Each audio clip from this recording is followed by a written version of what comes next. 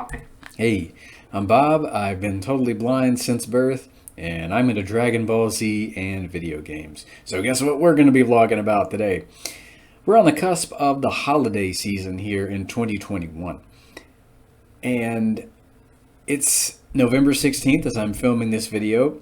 And if there was but one thing I could ask, well, more like two things I could ask for from Santa Sony or the Sony gods or whatever entity you'd like to call it. Man, I wish we could play Dragon Ball, Budokai Tenkaichi 3, and Raging Blast 2 on the newer game consoles. In order to play these games, you have to have a PS2, you have to have a PS3, you have to have these two games on disc, you have to have the discs pristine and neat, you have to have your game consoles pristine and neat, and yes, I do have all of these things listed above. I have everything in this tightly sealed, dust-free gaming bin that I can drag out whenever I want to play these games on their consoles. One of these days, let's face it, either the console's not going to work anymore or the discs aren't going to work anymore. And they don't make either of these things anymore. You know, once they're gone, they're gone. To quote Mike Nelson from a Mystery Science Theater 3000 episode, or to paraphrase him from 1 year ago, they're older than they've ever been, and now they're even older.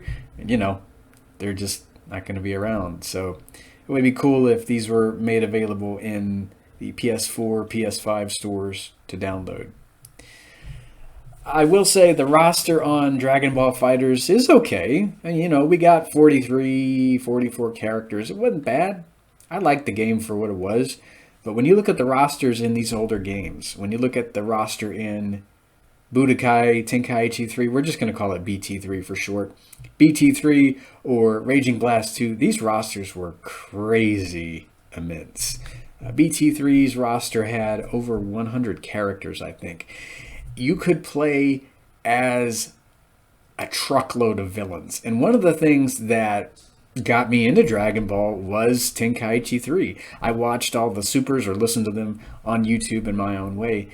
And that made me track down a copy on eBay. That had me, you know, wanting to know more about the characters, more about the story, what they were doing, what their supers looked like, why they were doing these things. And this game just had everybody.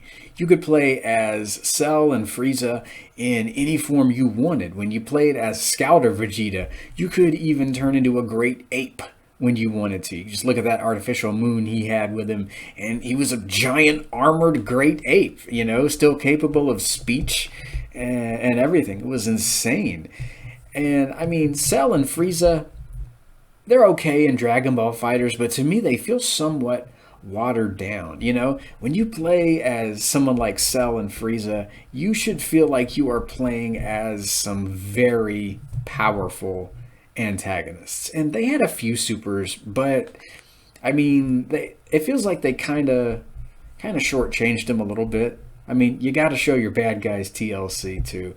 And I mean, one of the things, like I said, that I really enjoy about the Dragon Ball franchise are the baddies. And I mean, you could play as the little Cell Juniors in Budokai Tenkaichi 3. You know, the little guys that he pooped out of his tail.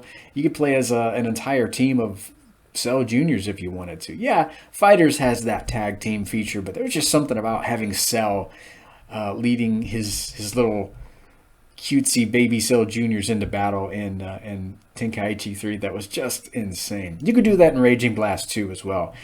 In BT3, you could play as everyone in Frieza's crew. You know, Zarbon in both regular and transform state. You could play as Frieza's soldiers if you wanted to. You'd have an entire team of those guys if you wanted, because they made these tag team abilities somewhat show accurate. Like if you picked a Cell Junior, you could pick up to 5 of them on your tag team there. Same way with Frieza soldiers, because they were different characters, which was really cool in terms of all that. And I mean, you could play as more giant characters in BT3. You could play as Giant Lord Slug if you wanted. He was fun. You could play as Harudagarn from, I think it was Wrath of the Dragon. That was a pretty good movie. Every character in every form was there. I mean, it was the most insane roster I think I'd ever seen or heard in my case. It took me forever to braille out every character when I was brailing out the menu and, figuring out where to go and who to pick.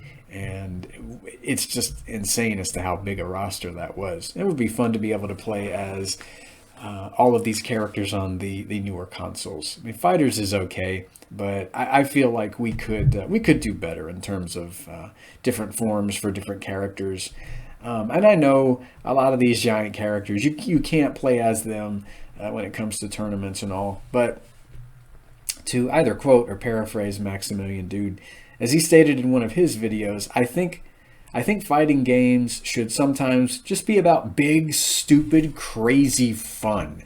And I don't know, but there's just something about being able to play as a bad guy in giant form in in some of the Dragon Ball games that is just, it's just fun. You're destroying things and you're playing as a bad guy, firing crazy beam attacks everywhere. And I miss that in terms of what's available now in these newer games. They're okay. I think the thing I liked about Raging Blast 2 was that the sound effects were more show accurate in that one.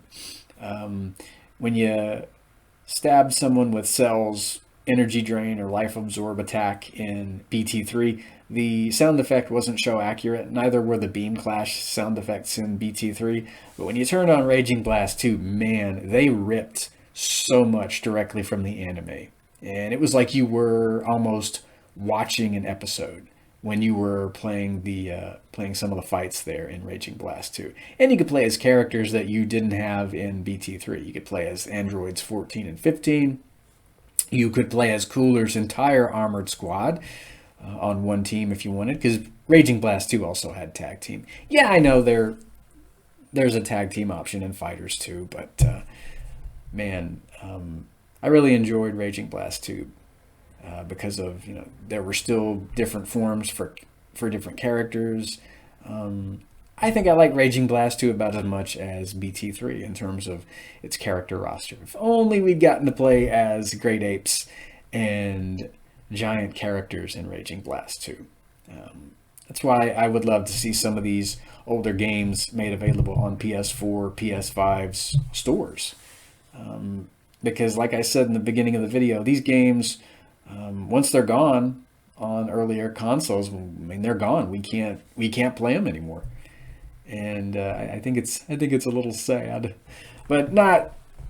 I mean, it's not a complaint. It's something I wish we could see. It's something that I've been wishing we could see on the newer consoles for quite some time, because these games are quite a joy to play. There was so much effort, there was so much heart put into these older games, and I think it's a shame that we can't play them unless we have these older consoles. I mean, so many people missed out on the chance to play them back in the day. I mean, and it would be kind of cool to have these titles available on newer consoles. So yeah, it's just something, kind of a daydream I sometimes have, and I figured I'd vlog about it. So you never know what's on the horizon. Maybe we'll get them.